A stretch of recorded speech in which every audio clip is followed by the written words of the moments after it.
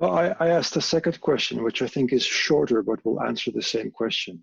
Yeah, that would be nice. Can Sensei say something about his pelvis tilt? If you're a taller person, and you just try to stay straight, and the upper body can move independently. And somehow I think that the way you hold your pelvis, the lower stomach muscles, either help or they don't help. How does Sensei do it? 鍋山先生はその腰の軸ですね、体の傾け方などを、こういったふうに取り組んでおりますかと。